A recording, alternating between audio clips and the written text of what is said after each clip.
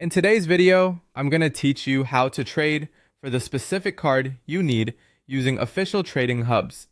To get started, open Google Chrome on your device and head to the official trading hubs you normally use for card exchanges.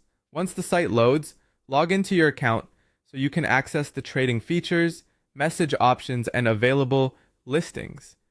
Make sure you are using the official platform and not an unofficial copy or reposted page, since that helps keep your account and your trades more secure. After you're signed in, take a moment to familiarize yourself with the trading area.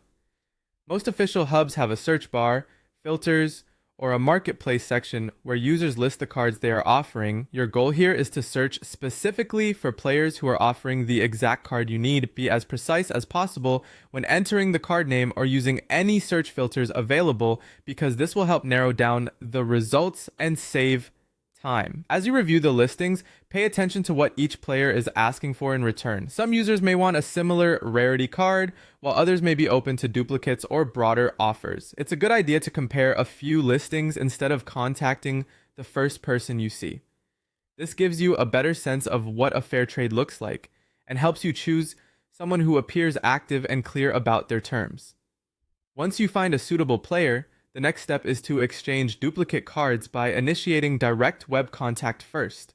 In other words, before sending anything, use the platform's direct contact or messaging feature to reach out and confirm the trade.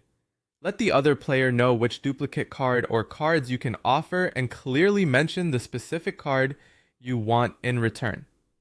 Keeping your message simple and polite makes the process smoother and reduces confusion. When the other player responds, confirm that both sides agree on the exchange before proceeding. This is especially important when trading duplicates, because you want to make sure there are no misunderstandings about which cards are being swapped.